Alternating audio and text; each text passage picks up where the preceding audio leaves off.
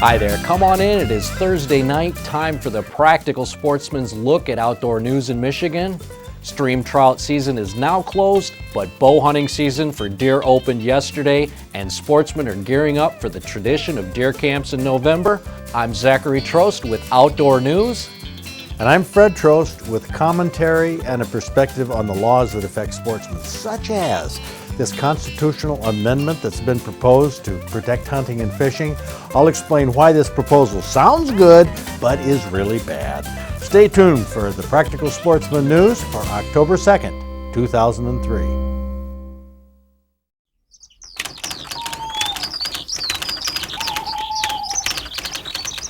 It's not really news that bow hunting for deer opened yesterday in Michigan. October 1st has been the traditional opening day for many years. I'm going to start weekly reports on the bow hunting success from around the state starting next week in the Guides Report. The current issue of the Michigan Outdoor News has articles on a couple of hot deer hunting controversies.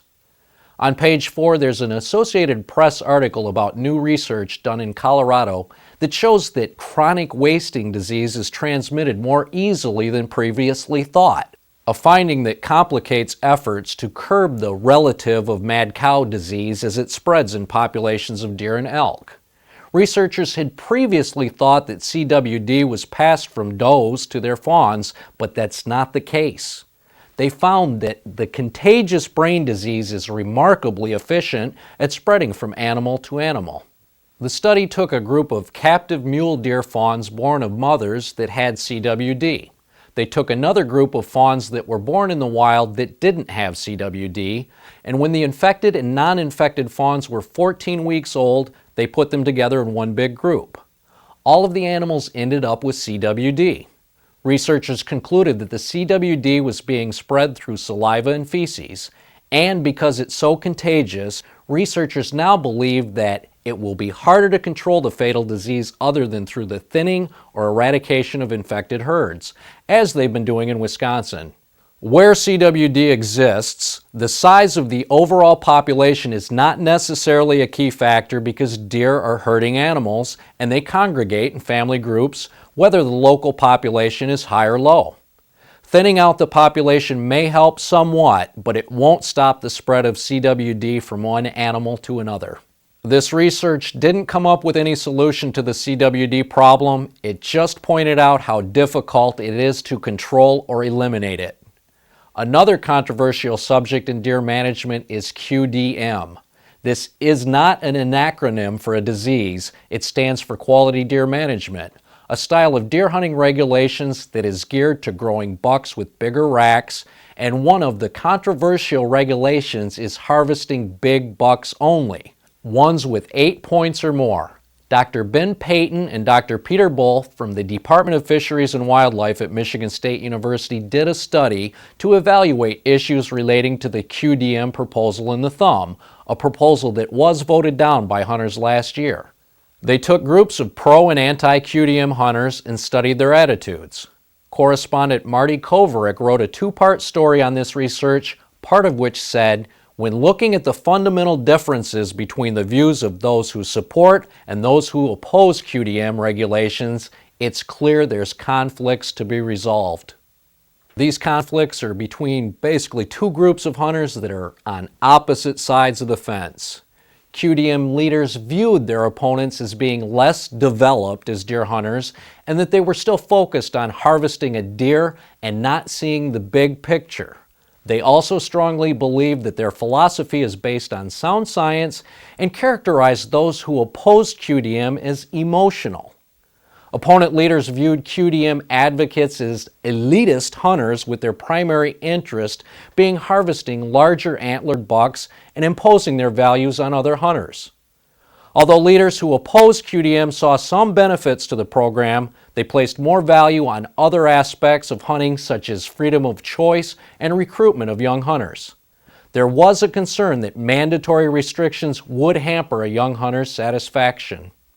Opponents also strongly resented the mandatory aspect of QDM, such as more regulations imposed by an elitist group of landowners. They also strongly objected to the potential of hunters being prosecuted for mistakenly harvesting a buck that did not have antlers that met the minimum QDM requirements. When the QDM proposal was being promoted in the Thumb, the battle got ugly between pro-QDM and anti-QDM groups. During the MSU study, it was found that the leaders from both sides talked at length about unethical or questionable practices used by the other side. Both those for and against QDM were accused by the other of spreading misleading information. What did the survey show about the attitude of DNR wildlife managers towards QDM? Professionals agree that there are some positive points associated with QDM that would help them reach their deer management goals. There is some concern, though, that in some areas the primary focus is more on buck production and antlers and more closely resembled trophy deer management rather than QDM.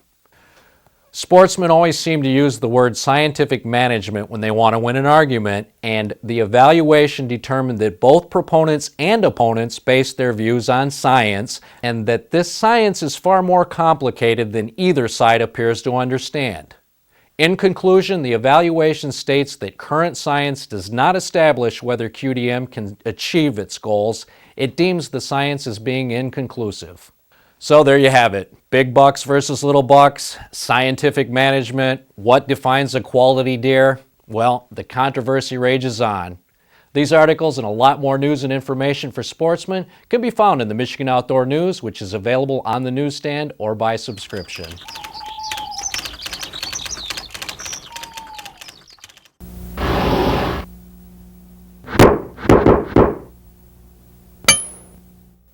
If you get the Michigan Outdoor News, you probably saw the front page article that said changes to the Constitution could be in the works. This change is a proposal by State Representative Tom Casperson from Escanaba, who is sponsoring legislation to amend the Michigan Constitution to guarantee the rights of citizens to hunt and fish. Now, Casperson is quoted as saying, "What I've seen is that there are groups of people out there who would like to see us stop hunting and stop fishing. I think we have to do this to protect our rights. It's a direction we need to take. We need to take a stand." Hey, now, before you get too excited about taking a stand, let's talk a little bit about law. Do you know what a constitution is and what it means when something is called a constitutional right? Well, a constitution, in a nutshell, is the document that lays out the powers and restrictions of a government and how the government is supposed to operate. The U.S. Constitution is a relatively short document that describes the powers of the legislative, executive, and judicial branches of government. The Michigan Constitution of 1963 does the same thing. Both constitutions identify what we call fundamental individual rights of the people, like freedom of speech and religion and freedom from unreasonable search and seizure, the right not to incriminate yourself, and of course the still controversial right to bear arms. And now we're talking about adding some new constitutional rights to this list. But before we go any further, let's clarify the legal definition of a constitutional right. According to Black's Law Dictionary, a constitutional right is a right guaranteed to the citizens by the United States Constitution and state constitutions, and so guaranteed as to prevent legislative interference therewith. The key is the phrase guaranteed as to prevent legislative interference. In other words, fundamental rights of people that are not supposed to be interfered with by legislation. You got that? A constitutional right has minimal governmental regulation. Okay, now let's look at what's being proposed.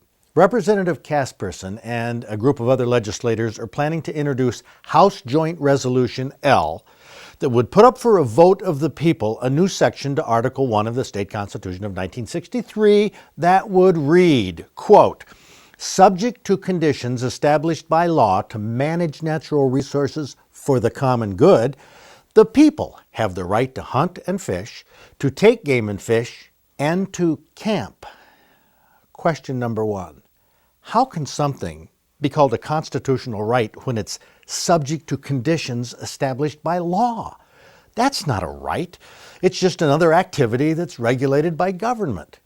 Question number two, if natural resources are managed for the common good, Isn't it logical that non-hunters and non-fishermen would have an interest in preserving fish and wildlife by not allowing hunting and fishing? I mean, common good means what it says, for all the citizens, not just for the good or the benefit of those who choose to hunt and fish. Question number 3. If people have the right to take game and fish, does this mean they don't need a license and can exercise the right whenever they want? Well, of course not. The legislature has already given the DNR virtually unlimited power to make whatever regulations they see fit, including closing seasons, banning various methods, setting point restrictions, requiring certain clothing, and on and on. And finally, question number 4. How does anyone in their right mind think that fishing, hunting, and camping qualify as fundamental constitutional rights? The people will have the right to camp whenever and however they want? I mean, give me a break. After the right to hunt, fish, and camp, what are we going to have? The right to bowl, the right to golf, the right to play tennis, to have a garden, to ride a bicycle? All of these activities, of course, are subject to being regulated to death by the government. Folks, a constitutional right has minimal governmental regulation. Hunting, fishing, and camping are highly regulated and taxed by government. Relatively few forms of hunting and fishing are legal, and violating any fish and game law in Michigan is a criminal misdemeanor. If the legislature really wants to liberate sportsmen, I have 2 suggestions. Number 1, require the DNR to follow the Administrative Procedures Act when they make hunting and fishing regulations instead of through their good old boys club at the DNR commission meetings. And number 2, please change fish and game violations from criminal misdemeanors to civil infractions. Don't turn sportsmen into criminals by arresting them for ridiculous rules. Fine them if you want, but don't stick them with lifetime criminal records for inadvertently and unintentionally violating one of the DNR's overbearing and stupid rules. Back to this constitutional amendment. Representative Casperson said, remember, there are groups of people out there who would like to see us stop hunting and stop fishing. I think we have to do this to protect our rights. I mean, come on, the Constitution controls government. It doesn't protect citizens from one another. If the legislature really wants to protect sportsmen, please protect us from the whims of the governmental agency that they created, a DNR that they've let get out of control. That's who's causing hunting and fishing to decline. The DNR, with all their exorbitant taxes and unreasonable regulations, are interfering with hunting and fishing more than any anti-hunting and fishing groups ever dreamed of doing. The legislature should forget the silly constitutional amendment and instead put some logical controls on the DNR. That's my opinion. What do you think?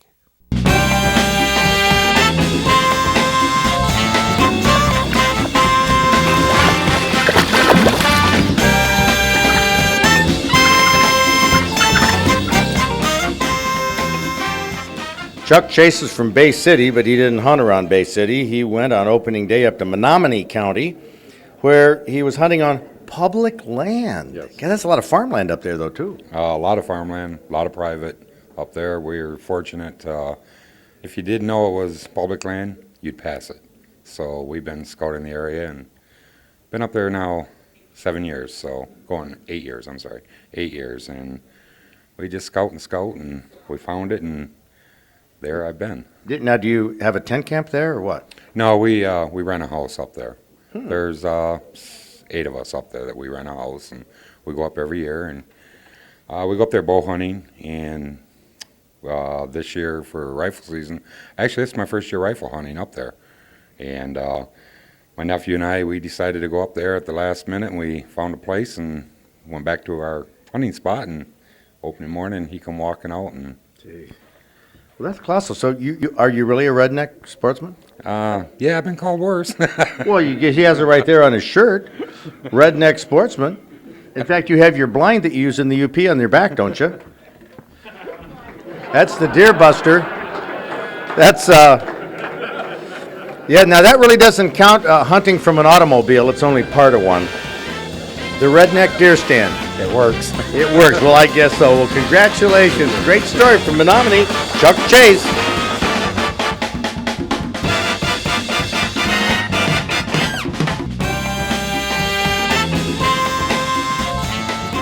We have a Great Lakes brown trout here that's almost 18 pounds. Manistee, Lake Michigan.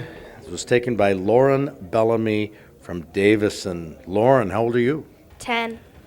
And you caught this by yourself, My dad helped me reel it in a little bit, but not much. no. That's good. What about your little sister here? What'd she do? Just drove the boat. Just drove the boat.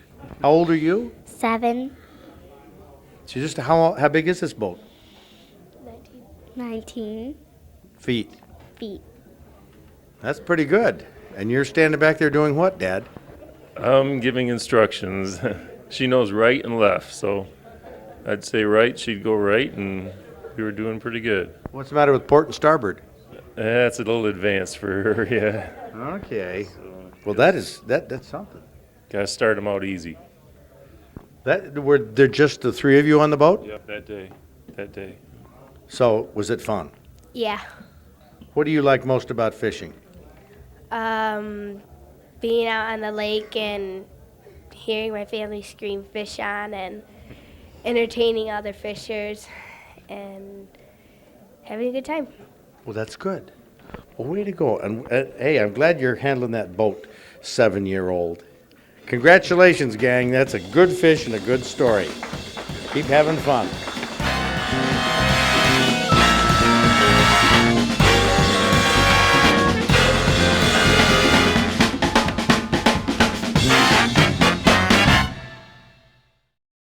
I really enjoy the hunting and fishing tales that we videotape at our banquets in March, but you know what's missing? Stories about hunting and fishing that aren't about trophies. I really think America's fascination with big game trophies has caused us to lose interest in small game hunting and going after fish and game for food. Because if there's going to be a future for hunting, we've got to change that attitude. Get back to the roots of hunting and gathering and teaching the upcoming generation about rabbits and squirrels and pheasants and grouse and ducks and how life works in the food chain. That's one of the goals of our Practical Sportsman Foundation, to bring back those traditional values. Lately, for some reason, we've got a flood of requests by viewers who want to see the technique that Tim Farragon demonstrated for skinning squirrels. See, squirrel season is here, and they may not be considered trophies, but let me tell you, squirrel meat is a real treat. And here's how to get to it. It's a fairly simple procedure. You just cut across the base of the tail and peel the hide right off. Okay, cut down. Now, why are you doing that? Well, you got to get through this little bone right here.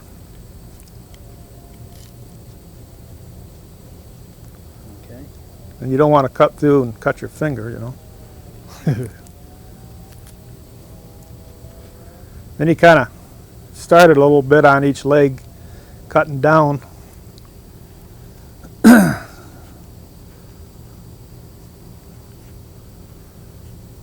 You get her started like that, put it on the ground, step right on its tail, and then peel right straight back. That just peels it right on around. Reach down here, free them legs.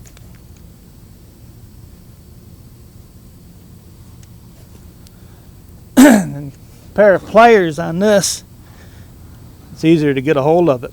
All you got to do is get it started, get a hold of it, peel it up. Oh yeah. Then grab the shears, cut through the legs, right at the joint, cut the head off, go up to the hind legs, peel one, peel the other one. That's all there is to it. And there's your squirrel.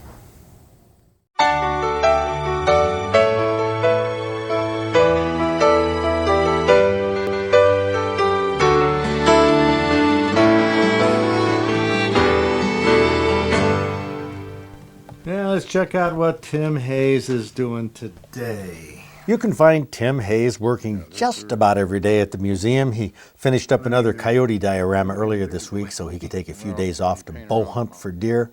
I imagine hunters will be bringing him deer heads to mount probably starting this weekend, and being the first weekend of the month. No doubt that winter is on its way. This past weekend in the UP, there weren't many shooters at Orchard Hill. Kind of a slow wrap-up to the season. What with temperatures in the 50s and rain, I didn't even bother to get the camera out. In the meantime, if you get outdoors this weekend, make sure you take a kid squirrel hunting or fishing, and we'll see you right back here next week.